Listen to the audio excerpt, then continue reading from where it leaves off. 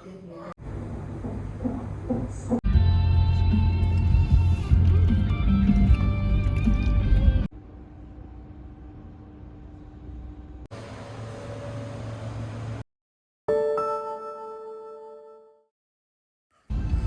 everyone, welcome back to my YouTube channel.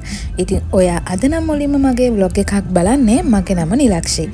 මේ vlog එකෙන් මම මොනවද ඔයාලත් එක්ක share කරගන්නේ කියලා ඔයාලා දැනටමත් දන්නවා. ඉතින් ඇත්තටම කිව්වත් වගේ මේ vlog එකෙන් මම share කරගන්නේ මගේ බබාගේ birth story එක. ඉතින් මේ වෙනකොට මට සති 40ක් වෙනවා. ඒ කියන්නේ මේ සැප්තැම්බර් 28 මට 29ට තමයි සති 40 වෙන්නේ. මම normal delivery එකකට යන නිසා මට සති සම්පූර්ණ වෙනකම්ම ඉන්න සිද්ධ වුණා delivery එකට යන්න.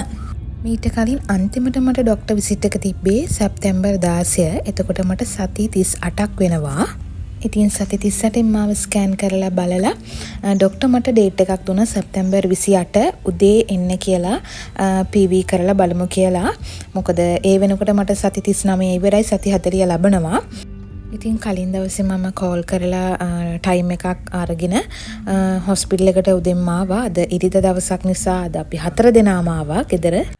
ඩොක්ටර්ගේ අපොයින්ට්මන්ට්ස් යන අතරතුර තමයි මාව ඇතුළට අරගෙන බලන්නේ. ඩොකියුමන්ට්ස් ටික ඇතුළට අරගෙන මට පැත්තේ රූම් එක ගාවින් ඇවිත් ඉන්න කිව්වා මාව ඇතුළට ගන්නම් කියලා. ඉතින් PV එක කරාට පස්සේ ඩොක්ටර් කිව්වා මට අද හවස, ඒ කියන්නේ 28 වෙනිදා හවස 6ට ඇවිත් ඇඩ්මිට් වෙන්න කියලා. ඒ වෙනකම් මට කිසිම පේන් එකක් තිබුණේ නැහැ.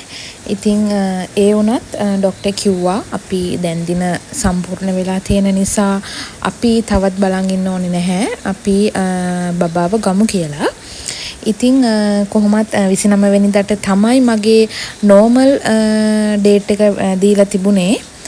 ඒක MOH එකනොත් මට දීපු ඩේට් එකත් ඒ දවසමයි. 29 වෙනිදා වෙනකනුත් පේන්ස් මුකුත් ආවේ නැත්නම් අපි ඔක්තෝබර් 2 වෙනකන් බලමු කියලා කිව්වා බබාව ගන්න. ඉතින් කොහොම හරි මට පේන්ස් ඇත්තටම ආවේ නැහැ. ඉතින් ඒක නිසා 28 වෙනිදා හවස 6ට ඇවිල්ලා ඇඩ්මිට් වෙන්න කියලා කිව්වා ડોක්ටර්. ඉතින් ගෙදර ඇවිල්ලා 5යි කාලට විතර අපි ආපහු පිටත් වුණා හොස්පිටල් එකට.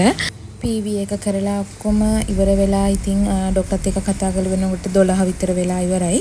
ડોක්ටර් හවස 6ට ඇඩ්මිට් වෙන්නකෝ අපිට ඉතින් පැය 4-5ක විතර කාලයක් තියෙන්නේ. අපි එළිය කොහේ හරි ඇවිදලා කරලා එනවද එහෙම කියලා කල්පනා කරලා පස්සේ අපි හිතුවා අපිට ගෙදර යන්න විනාඩි 40ක් 45ක් වගේ තමයි යන්නේ.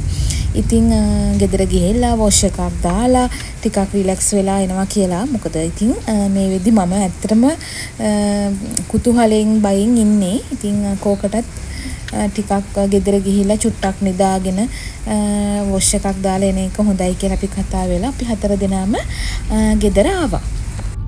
හොස්පිටල් එකට ආපු ගමන්ම මම ආවේ වෝඩ් එකට. මගේ වෝඩ් එක නෙළුම් වෝඩ් එක. වෝඩ් එකේ ඇඩ්මිෂන් යුනිට් එකට ගිහිල්ලා මගේ ඩොකියුමන්ට්ස් ටික බාර දීලා ඇඩ්මිට් කරගන්න අවශ්‍ය කරන ඩොකියුමන්ට්ස් ටික එතනින් හදලා දුන්නාට පස්සේ එයාලා අපිට රූම් නම්බර් එක කියනවා. කලින් අපි ප්ලෑන් කරන් හිටියට ඒ අවස්ථාවේ එතන තියෙන විදිහට තමයි අපිට රූම් එක හම්බෙන්නේ. රූම් කැටගරිස් 3ක් තියෙනවා. ඉතින් ඒ ගැන මම කලින් වීඩියෝ එකේ සඳහන් කරලා තියෙනවා. ඔයාලට ඒක ගිහින් බලන්නත් පුළුවන්. ඊට පස්සේ මම මේ රූම් එකට ආපු ගමන්ම අම්මත් ඇවිල්ලා ඉන්නවා. මේක තමයි රූම් එක. වෙලාව 7:50ට විතර ඇති. මට ඩිනර් එක හම්බුණා. ඒත් එක්කම හස්බන්ඩ් ඩොකියුමන්ට් වගේක් තියෙනවා. ඒක ෆිල් කරනවා. මේ වෙනකොට යාලා කිව්වා ඩිනර් එක අරගෙන වොෂ් එකක් එහෙම දාලා ලෑස්ති වෙලා ඉන්න කියලා. 9ට මට ජෙල් එකක් දානවා කිව්වා. මොකද මට පේන්ස් නැති නිසා පේන්ස් ගන්න ජෙල් එක දානවා කියලා 9ට ලෑස්ති වෙලා ඉන්නකෝ. මම එතනදී මං අඳින්නේ මොකද්ද කියලා අහුවම ඒක ලොකුවා මට පහසු ඇඳුමක් අඳින්න කියලා. මේ රෑ 11:00 විතර පැය දෙකකින් දෙකට වගේ ඇවිල්ලා ඒගොල්ලෝ මගේ CTG ස්කෑනින් එකක් කරනවා. ජෙල් එක දැම්මට තාම මට පේන්ස් ආවේ නැහැ. කලින් ප්ලෑන් කරලා තිබ්බේ මායි හස්බන්ඩ්ගේ සීස යනවා කියලා.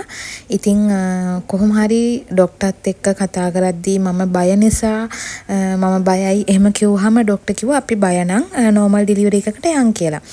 ඉතින් ඒක නිසාම තමයි normal delivery එකකට ගියා. අනිත් එක ගොඩක් recover වෙන්න පුළුවන් normal delivery එකකදී සීසර් එක කරාම ටික කාලයක් යනවා. ඒ හේතුත් බලලා මොකද මගේ වැඩක් මට තනියම කරගන්න බැරි වෙනවා සීසර් කරොත්. ඉතින් ඒව ගැනත් හිතලා normal delivery එකකට මම හිත හදාගත්තා. හැබැයි ඇත්තටම මට normal delivery එකකට යන්න බැරි අවස්ථාවක් උදා වෙනවා. ජෙල් එක දැම්මට පාන්දර 3 වෙනකුණුත් මට කිසිම පේන් එකක් ආවේ නැහැ. ඉතින් කොහොම හරි ડોක්ටර් ආයේ ජෙල් එකක් දාමු කිව්වා. ඒ වෙනකොට මාව බැලුවේ මගේ වියෝජී නෙවෙයි. එයා යට තින්න වෙන කෙනෙක්. ඉතින් මගේ වියෝජී පාන්දර 4ට කිව්වා වෝඩ් එකට එන්නේ. ඉතින් එයාට ඉන්ෆෝම් කරන්නම් කිව්වා. මාව 7ට පාරක්ම පීවී කරා. මට ඒක ලොකු වේදනාවක් නිසා අන්තිම මොහොතේ හස්බන්ඩ්ුයි මායි තීරණය කරා සීස කරනවා කියලා. ඉතින් මගේ සර්ජරි එක ඉමර්ජන්සි සර්ජරි එකක් විදියට තමයි යන්නේ. මොකද මං හදිස්සියේ තීරණය කරපු නිසා ප්‍රෙග්නන්සි එකේ ඉඳන්ම මුලින් ඉඳන්ම අපි normal delivery යනවා කියලා හිතලා අන්තිම මොහොතේ තීරණය වෙනස් වුණ හින්දා තමයි එහෙම වුණේ. ඒකට හේතුව මගේ ගැප් ගෙල විවෘත වෙලා තිබුණේ නැහැ. සෙන්ටිමීටර් එකක් විතරයි විවෘත වෙලා තිබ්බේ ජෙල් එක දැම්මයිනුත් පස්සේ. ඉතින් බබාව ගන්න බෑනේ. ඒක නිසා අපි තව බලාගෙන ඉන්න බෑ. ඒක ලොකු අවදානමක්. ඒ නිසා මම හිතනවා ඒ වෙලාවේ අපි ගත්තේ හොඳම තීරණය කියලා. ඉතින් කොහොම හරි 5 ගානට බබාව ගත්තා. මාව තියටරයකට අරගෙන ගියා. ඊට පස්සේ මට ටිකක් සීතල ඇත්තටම වැඩි වුණා. එයාලා හීටර්ස් 2-3ක්ම දාලා මාව උණුසුම් කරා. ඒත් එක්කම බබාවයි මාවයි රූම් එකට ගෙනත් දුන්නා. රූම් එකට ආව ගමන් සෑන්ඩ්විච් එක බෙට්ටි එක හම්බුණා. බෙට්ටි එක ගත්ත නිසා මම බ්‍රෙක්ෆාස්ට් එකට ඉන්දියාප්පේ වල තිබ්බ බ්‍රෙක්ෆාස්ට් එක ගත්තේ නැහැ. ඒ වගේම මේ වෙලාවේ මගේ හස්බන්ඩ් අම්මා අප්පච්චි යාළුව මතක් කරන්න ඕනේ. යාර නිසා තමයි මේ හැමදේම. එයාලා මාව හැමදාම ගොඩාක් ආදරෙන් බලාගත්තා. බබා ලැබිලා පැය භාගයක් වගේ ඇතුළත මට බබාට ෆීඩ් කරන්න තියටර් එකේදීම දුන්නා. මට මහන්සියට දවල් වෙනකම්ම නිින්ද ගියා මේ දවල් ලන්ච් එකේදී. ඉතින් මේගොල්ලෝ දවස් 2 ඇතුළත බබාට ෆීඩ් කරන විදිය, බබාව නාවන විදිය සියලුම දේවල් කියලා දුන්නා. මගේ වියෝජී ડોක්ටර් ඇතුළු අනිත් හැමෝම හරිම කරුණාවන්තයි. ඉතින් ඒ හැමෝටම ගොඩක් ස්තුතියි. ඉතින් මේ විදියට තමයි බර්ත් ස්ටෝරි එක සිද්ධ වුණේ. ආයෙත් අලුත් vlog එකකින් හමු වෙනකන් ගිහින් එන්නම්. බයි.